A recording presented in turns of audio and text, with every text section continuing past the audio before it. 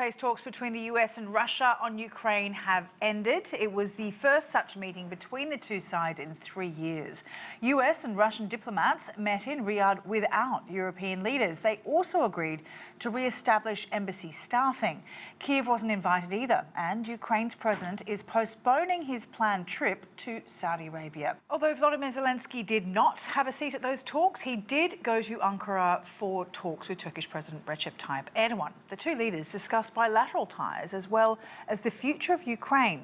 Joining me now to break all of this down is Eugene Chausovsky. He's the Geopolitical Analyst. Thank you for joining us there and welcome to the show.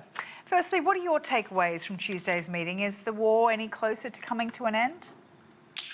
Well, I think I can say that the war is taken one step closer to coming to an end, but we're still have a long road ahead of us. This was the initial meeting, as you've already noted, the first in 3 years, essentially, directly between high-level U.S. and Russian diplomats. So that's quite a notable step, but there's a lot of activity that still has to happen, obviously between U.S. and Russia, but also involving Ukraine, the Europeans, and other players in order to get to that finish line. How does the US justify negotiating peace terms with Russia without direct Ukrainian involvement, though?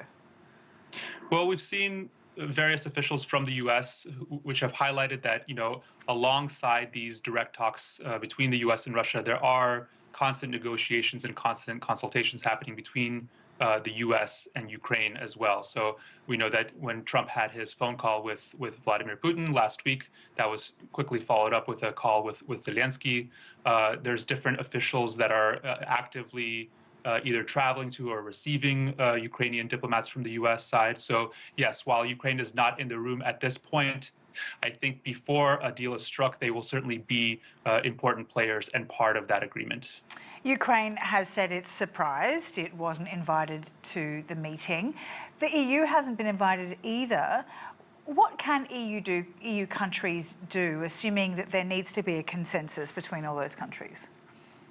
Well, certainly the Europeans right now are on the back foot and are essentially scrambling to keep up with this, feverish pace of diplomacy. So that will be a challenge for the Europeans. But I will say that the Europeans will be key, perhaps not to the actual negotiations, but in terms of the implementation of any deal that happens. So we've seen Trump, for example, talk about Trump and other officials, I should say, that the U.S. will not be directly involved in terms of sending peacekeepers, and that will be largely led by the Europeans. Anything like lifting sanctions against Russia will also have to include the Europeans. So certainly they will make their voice heard, even if they're not currently at the negotiating table. And the World Bank says Ukraine's reconstruction could cost towards $500 billion. What strategies are being considered to finance this massive rebuilding effort, and for how long do they expect it to go on for?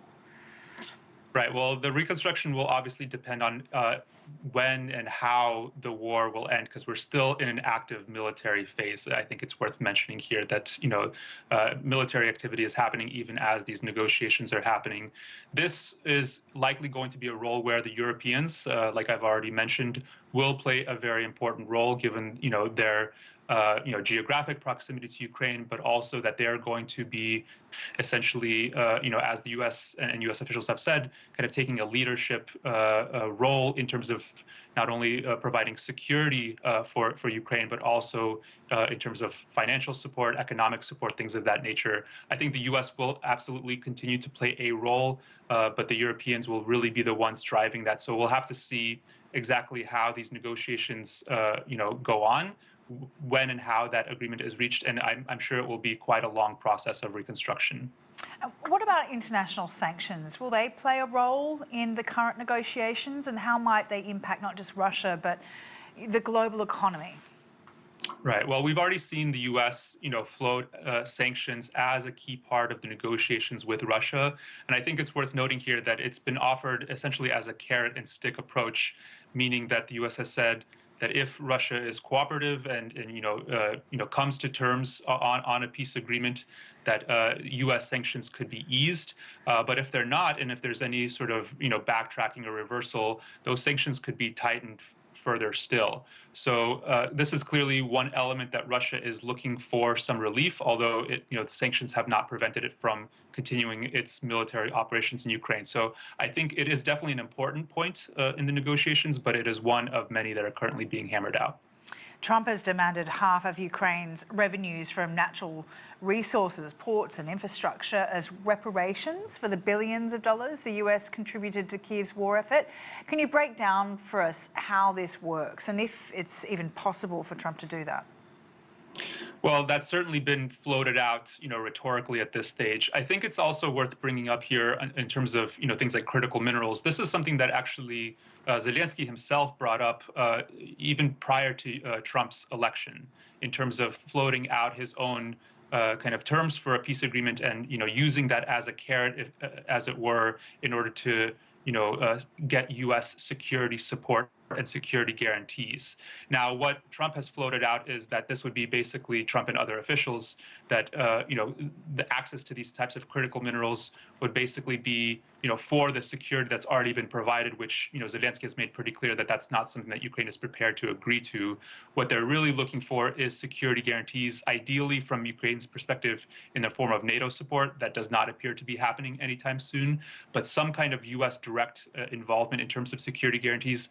That's where we could start to see the critical minerals, playing a role. But I think until that happens, that's going to be largely in the realm of rhetorical. All right, Eugene Chausovsky, thank you so much for your time. Thank you.